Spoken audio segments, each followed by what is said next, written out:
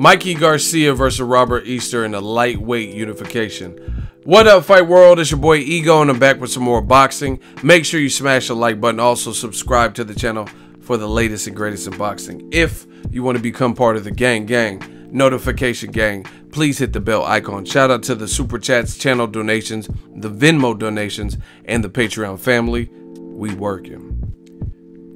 Now I'm back with my original series, Boxingego's First Look, a tale of the tape, a sneak peek, a preview of the fight before the fight.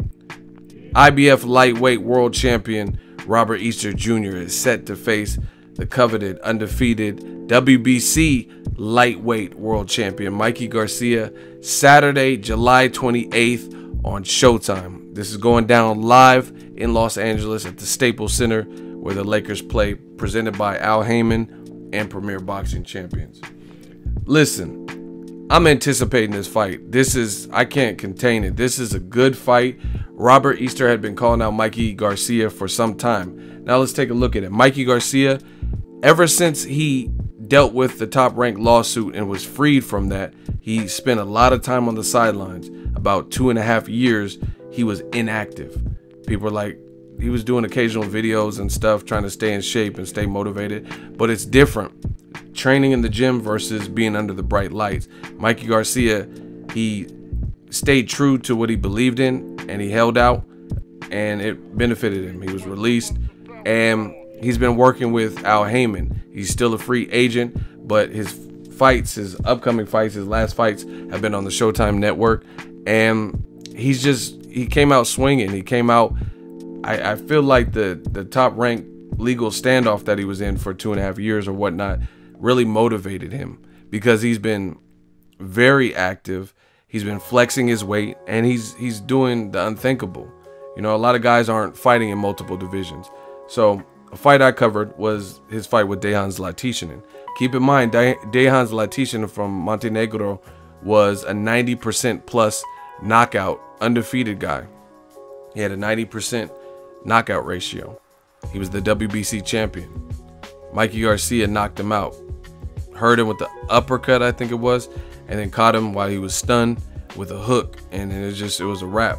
The crowd went silent, and then they just roared and everybody erupted. It kind of stole the show. It was on the undercard, the co-main event for Leo Santa Cruz versus Carl Frampton Part 2, right? Hell of a performance. He became a lightweight champion. He also fought Adrian Broner. Some people said that's too much weight for you. What are you doing?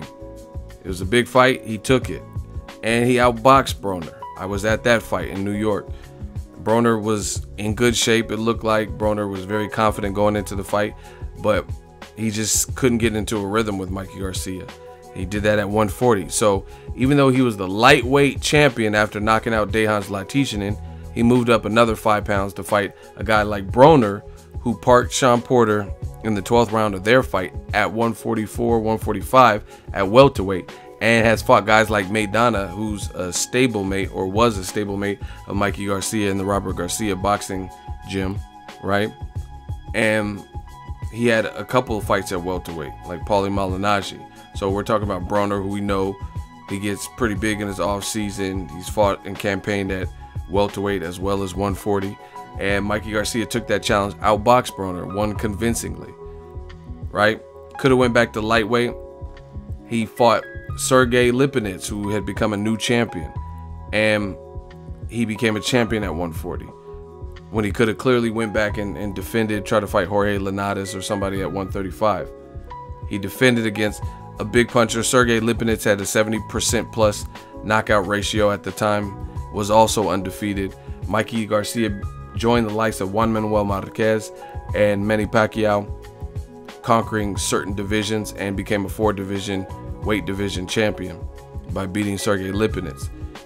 After he did it in Texas, he beat him convincingly, even knocked down Lipinets. He dropped back down, and now he's fighting Robert Easter Jr., another undefeated guy who has a tall ass frame. If you just look at the pictures of the face-off, the height disparity is apparent. Robert Easter doesn't always use his height, but he still has it. So what if he decides to use it because he knows he's going in there with Mikey Garcia? You got to consider all these things, right? And now he's dropping back down to that. And he says he's not overlooking Easter, but he wants to fight Errol Spence Jr. on top of the Easter fight. He says he wants to go up and fight Errol Spence Jr. at 147. So some people think he's crazy, but it looks like he has a strategy of what he wants to do. And obviously he has to get past Easter Jr. Now let's take a look at Easter Jr. A lot of people are counting him out, looking at his last couple performances. Some people even said he got gift wins over Javier Fortuna and Denis Shafikov, and those were tricky guys. You're not going to look great in every fight. But what I will say is this: if you're going against a guy like a Mikey Garcia, that could change your whole world. So Robert Easter may have, and I'm not making any excuses, he may have underestimated Javier Fortuna, because it would be easy to do, because Javier Fortuna had been stopped in the previous lighter division and he was moving up. So Easter Jr. is possible. This was on the Barclays. It was like maybe a Wilder undercard in New York. He probably didn't expect Javier Fortuna to be that tricky, but he was, and he gave him a tough fight. Some people argue that Javier Fortuna even won the fight. Denis Shafikov, kind of the same thing. So some people are counting Easter out because he hasn't had a performance that really wowed him in a little while. I thought he did really good in the Richard Comey fight. That was an awesome fight. Robert Easter was in there with a puncher who had a 90% undefeated record and a 90% knockout ratio in Richard Comey, who's also his mandatory right now. But as we know, unifications trump mandatories. So that's why he's able to take this fight without facing his mandatory, right? So people are looking at the Javier Fortuna, the Denis Shafikov, going 12 rounds with Luis Cruz. These guys are game opponents, and they're kind of judging him and saying, hey, I don't know what to trust. Mikey Garcia is established. But me personally, I think this is going to be a good fight. I think it's going to be a really good fight just based on the style. Styles make fights. And like I said, when you fight a guy like Mikey Garcia or Pacquiao or a guy with a name, you know the implications. You know what you're up against. So I don't really see you underestimating him. So people are waiting for that type of performance from Robert Easter, like when he fought Argenis Mendez and he knocked him out against the ropes brutally. They're waiting for that type of performance, and we haven't necessarily seen that in his last couple of fights. However, he has a new situation, new trainer. He's training with longtime Devin Alexander trainer Kevin Cunningham, so he relocated, get away from all the distractions. So I do think we'll see the best Robert Easter Jr. In fact, Robert Easter Jr. had this to say: if you're looking at just my last two fights, you aren't giving me enough credit for everything I bring to the table. I faced two tough southpaws recently, but on July 28th, I'm going to show everyone what they've been sleeping on and why I'm a world champion. So that's coming from Robert Easter. He's 27. All this is experience, and this all leads people to this moment. Also on the card, my dude, Mario Barrios, he's fighting. You have Luis King Kong Ortiz making his return. He fought against Deontay Wilder last in March, got knocked out, but he gave Wilder a run for his money. And that was a very impressive, sharp performance up until he got stopped. So you got some pretty good fights on the undercard. And overall, I'm just looking forward to it. Garcia versus Easter, Staples Center. Mikey Garcia has the hometown advantage. He's from Oxnard, about an hour, 10 minutes away from the Staples Center, roughly. And he should have the crowd advantage. Easter's going to come in with a new coach, something to prove, and he's been calling out Mikey for a while, so he's going to want to look good, want to look sharp, and there's going to be a ton of fans. I'm looking forward to it. Somebody's O has to go. They're both undefeated, and somebody's belt has to go in this particular fight. There's no better venue. I think this is an awesome venue for this particular type of fight. Staples Center, Los Angeles. The weather has been very good in California. I'm up north in the Bay Area. The weather's been good. Garcia, Easter, unification. Garcia has a name, especially in Southern California. Robert Easter is known. He's been on Premier Boxing Champs. And I also like the backstory. Robert Easter is affiliated with Adrian Broner. Adrian Broner lost to Mikey Garcia, so this is almost a shot at redemption for the About Billions affiliate, Robert Easter Jr. Big Bro fought Garcia, came up short, so it's going to be interesting to see if Robert Easter has learned anything from Broner's loss and if he can somehow beat Mikey Garcia, who's very methodical, very technical, but he does have some attributes to offset it. Make sure you get there. Los Angeles Staples Center. Now let's take a look at the tail of the tape.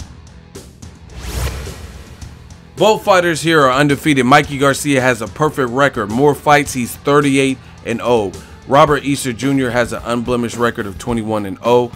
The age, pretty close. Robert Easter is the younger fighter. He's 3 years younger, listed at 27 years old. Mikey Garcia is 30 years old. Very seasoned. He sparred with the likes of Manny Pacquiao in the past, and even the late, great Edwin Valero when he was coming up. He comes from a fight family. His brother was a two-time former world champion. And this is a very interesting statistic. The height. Mikey Garcia is listed at 5'6" to Robert Easter, who is the much taller, lankier, has the much taller, lankier frame. He's 5'11", and I've seen Robert Easter. I've been right next to him, and I believe that 5'11" is accurate. He's pretty tall for his division. So it's going to be interesting if he tries to box, because he does have power. So if he establishes his jab, doubles up, triples up on the jab, be very interesting to see how Mikey Garcia, the much shorter guy, handles that. Now this is a lightweight unification, so it will take place at 135 pounds. Mikey Garcia is the WBC champion. Robert Easter Jr., the IBF champion. The reach advantage goes to the taller man. Mikey Garcia has a reach of 68 inches to Robert Easter's reach. Freakishly long arms for his size, longer than Floyd Mayweather's. He has a 76-inch reach. So he's going to have to put it to use. I'm looking forward to this fight. July 28th, Showtime, Staples Center, Los Angeles, California. Be there or be square. Mikey Garcia undefeated. Robert Easter undefeated. Adrian Broner will probably be there. And it's going down. Shout out to Al HAYMON, Showtime, for this particular card and this, especially this main event. I'm looking forward to it. Let me know who you guys pick, who you think will win and be victorious. There's a lot on the line.